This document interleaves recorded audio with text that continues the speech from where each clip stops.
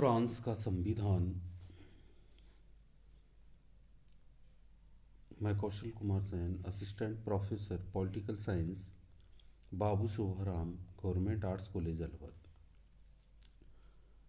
हम BA part first के first paper selected political system में अब फ्रांस का या फ्रांस की राज व्यवस्था, फ्रांस के संविधान का अध्ययन करेंगे।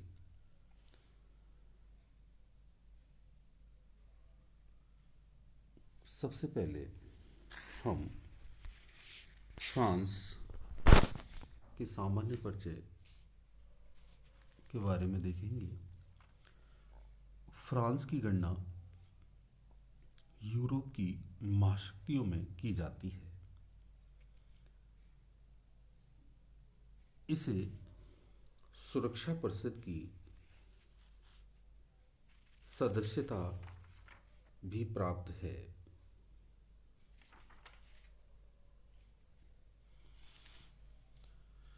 इसकी जनसंख्या 5,75,00,000 के लगभग है। यह पश्चिमी यूरोप में स्थित है। इसका क्षेत्रफल 550.1 हजार किलोमीटर है। यह रूस तथा यूक्रेन के बाद यूरोप का सबसे बड़ा राज्य है। यूरोप के 3 प्रमुख राज्यों स्पेन, जर्मनी, इटली से इसकी सीमाएं लगी हुई हैं। फ्रांस कृषि की दृष्टि से आत्मनिर्भर है और फ्रांस एक आर्थिक शक्ति है। यूरोपीय इतिहास में सबसे पहले राष्ट्रवाद का प्रारंभ फ्रांस में ही माना जाता है। अल्सेस लारेन के क्षेत्र के अलावा संपूर्ण फ्रांस में फ्रेंच भाषा प्रचलित है।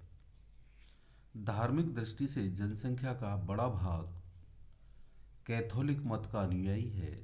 राजनीतिक दृष्टि से फ्रांस ब्रिटेन की तुलना में कम एकीकृत देश है।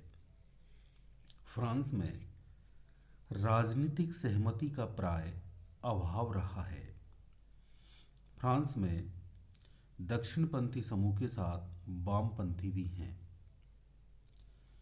एक ओर चर्च में विश्वास रखने वाले तो दूसरी तरफ चर्च की से उदासीनता रखने वाला वर्ग भी है। फ्रांसीसियों में राजनीतिक दृष्टि से एक दोष पाया जाता है, वह है उनकी व्यक्तिवादी प्रवृत्ति। वैयक्तिक स्वतंत्रता के प्रति आस्था ने फ्रांसीसियों में व्यक्तिवादी प्रवृत्ति को बढ़ाया है।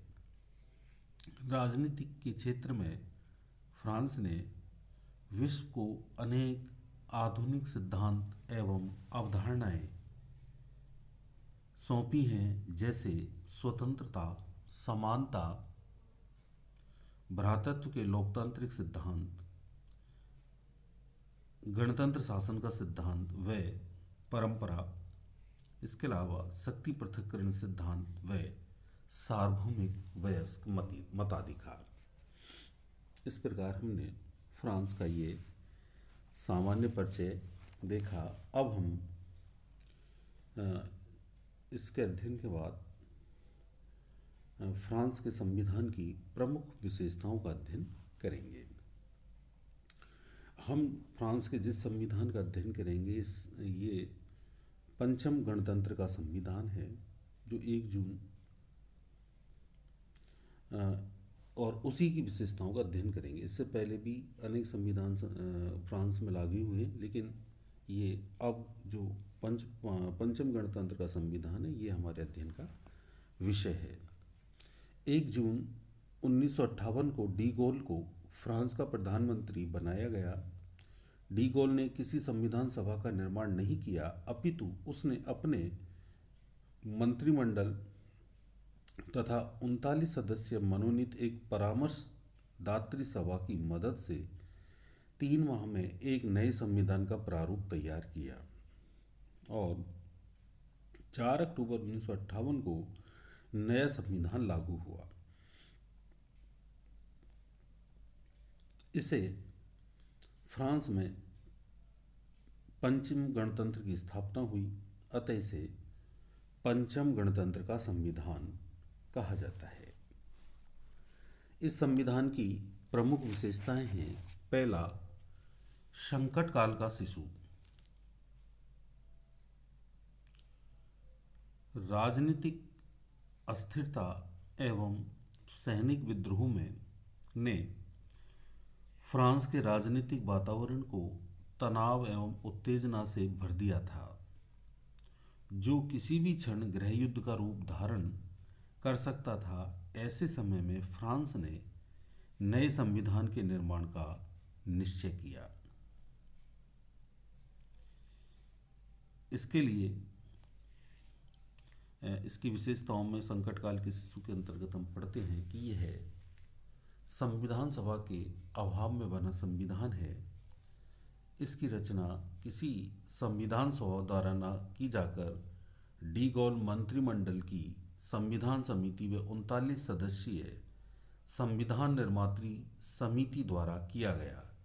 यह संविधान 3 माह में बनकर तैयार हुआ। दूसरा, खुली प्रक्रिया का अभाव। मंत्रिमंडल की संविधान समिति तथा संविधान परामर्श दाता समिति की सिफारिश को गुप्त मंत्रणाओं द्वारा स्वीकार किया गया। इसकी कार्यवाहियों का खुला प्रकाशन नहीं किया गया। अर्थात जब संविधान बनाया गया था तो पारस्परिक जो वार्ताएं हुई कि हमें संविधान में कौन सी चीज़ें रखनी है, कौन सी नहीं रखनी है, उसको प्रकाशित नहीं होने दिया, गुप्त रूप से स्वीकार कर लिया और इस प्रकार यहाँ खुली प्रक्रिया का अभाव रहा। दूसरी विशेषता है इसकी निर्मित, लिखित एवं संक्षिप्त संविधान। यह एक निर्मित संविधान है। यह 28 अक्टूबर 1958 को जनता के लोक निर्णय द्वारा स्वीकार किया गया। 4 अक्टूबर 1958 को लागू किया गया। इसमें एक प्रस्तावना तथा 15 अध्याय हैं और कुल 92 अनुच्छेद हैं।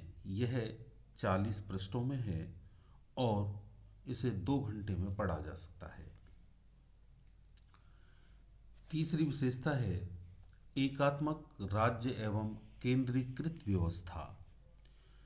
संविधान के अनुसार शासन की संपूर्ण शक्ति केंद्र सरकार के हाथों में निहित है और संविधान में स्थानीय क्षेत्रों अथवा प्रांतों को कोई शक्ति नहीं सौंपी गई है।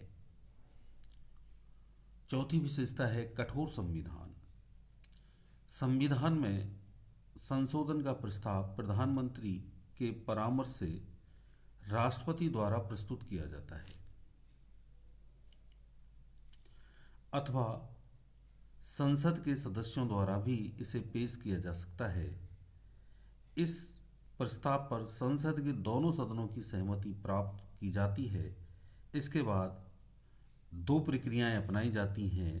पहली, संशोधन के विधेयक को जनमत संग्रह के लिए जनता के सामने प्रस्तुत किया जाता है। यदि जनता स्वीकृत करती है तो संशोधन हो जाता है। और दूसरा, यदि राष्ट्रपति उक्त विधेयक पर जनमत संग्रह कराने से इनकार कर देता है तो इसे संसद के दोनों सदनों के संयुक्त अधिवेशन में प्रस्तुत किया जाता है।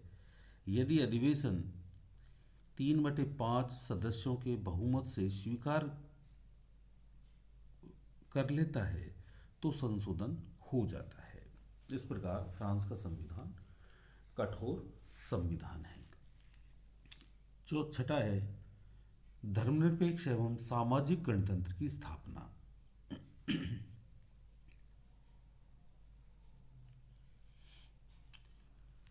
राज्य का दायित्व है कि वह सभी नागरिकों के धर्म की रक्षा करे।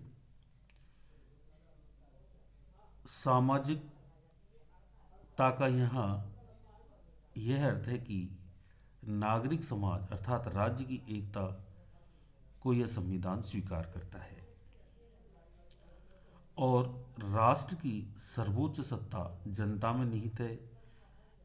जनता अपनी शक्ति का प्रयोग अपने प्रतिनिधियों एवं जनमत संग्रह द्वारा करती है। इस प्रकार यह लोकप्रिय प्रभुसत्ता भी पाई जाती है। अगली विशेषता है संसद से संबंधित विशेषताएं। फ्रांस में मंत्रिमंडल लोकतांत्रिक तो है, किंतु उसमें अध्यक्षात्मक एवं संसदात्मक दोनों ही मंत्रिमंडलों के गुण पाए जाते हैं। इसमें ब्रिटेन के समान प्रधानमंत्री अपने मंत्रिमंडल सहित संसद के प्रति उत्तरदायी है, किंतु फ्रांस में प्रधानमंत्री एवं अन्य मंत्री संसद के सदस्य नहीं होते हैं। फ्रांस में यह व्यवस्था अनुच्छेद 23 के असंगत नियम के तहत की गई है तथा पंचम गणतंत्र के संविधान में संसद की शक्तियों को कार्यपालिका एवं विधायी क्षेत्र में सीमित किया गया है। यहाँ संसद के 2 सदन हैं, निम्न सदन राष्ट्रीय सभा और उच्च सदन सीनेट। अगली विशेषता है शक्तिशाली राष्ट्रपति पद। अनुच्छेद 5 में कहा गया है कि राष्ट्रपति संविधान तथा राज्य का संरक्षक है। पंचम गणतंत्र के संविधान ने राष्ट्रपति को इतने अधिक परमाधिकार सौंपे हैं कि वह संविधान का नियंत्रक बन गया है। इन अधिकारों पर प्रधानमंत्री के प्रति हस्ताक्षरों की आवश्यकता नहीं है। अगली विशेषता है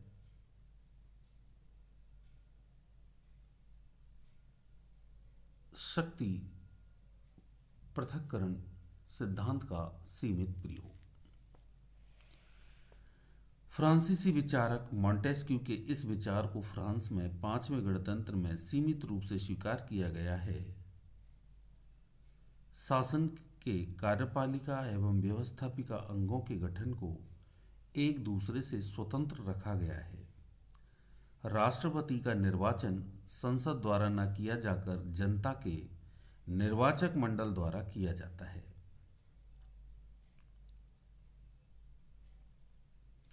प्रधानमंत्री तथा मंत्रियों की नियुक्ति राष्ट्रपति द्वारा की जाती है और संसद के सदस्य भी नहीं होते हैं। अर्थात प्रधानमंत्री और मंत्रिमंडल के जो सदस्य हैं वो संसद के सदस्य नहीं होते, वो राष्ट्रपति द्वारा नियुक्त व्यक्ति होते हैं। संसद के प्रथम सदन का निर्वाचन जनता द्वारा प्रत्यक्ष रूप से तथा द्वितीय सदन का निर्वाचन अप्रत्यक्ष रूप से किया जाता है।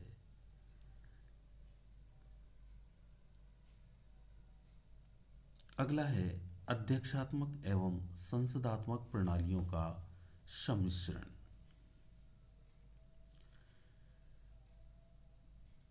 अर्थात यहाँ संसदात्मक और अध्यक्षात्मक दोनों ही प्रणालियों के गुण पाए जाते। तो संसदात्मक प्रणाली के गुणों के अंतर्गत जैसे प्रधानमंत्री व मंत्रियों की नियुक्ति राष्ट्रपति द्वारा होती है। दूसरा, राज्याध्यक्ष के रूप में राष्ट्रपति और शासनाध्यक्ष के रूप में प्रधानमंत्री होता है।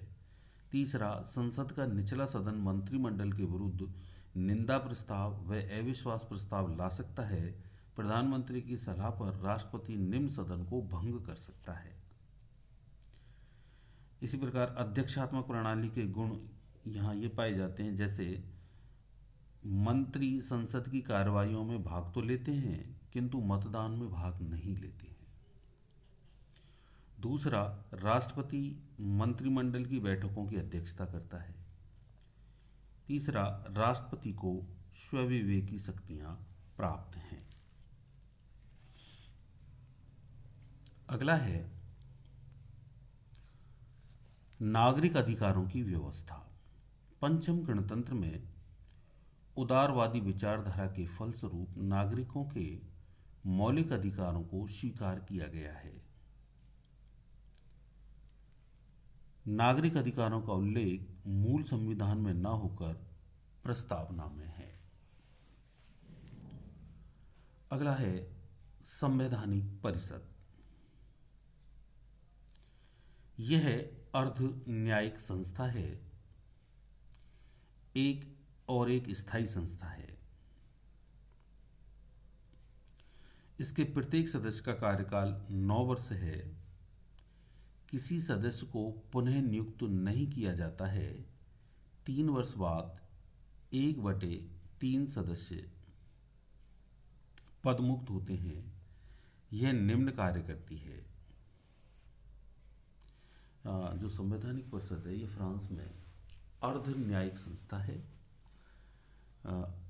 इसका कार्यकाल 9 वर्ष है और 1/3 सदस्य प्रति 3 वर्ष बाद पद मुक्त होते हैं। इसके प्रमुख कार्य राष्ट्रपति के चुनाव एवं जनमत संग्रह का संचालन और राष्ट्रपति द्वारा आपातकाल लागू किए जाने पर संवैधानिक परिषद राष्ट्रपति के सलाहकारी निकाय के रूप में कार्य करती है। फ्रांस में संविधान की रक्षा का दायित्व संवैधानिक परिषद का है, इसलिए वहाँ न्यायिक पुनरावलोकन को नहीं अपनाया गया है। अगला है कानून एवं न्यायपालिका। फ्रांस में 2 प्रकार के कानून, प्रशासकीय और दूसरा साधारण कानून है। ये फ्रांस के संविधान की विशेषता है। वहाँ साधारण नागरिकों के लिए अलग कानून है और सरकारी कर्मचारी या प्रशासनिक अधिकारियों के लिए अलग कानून है।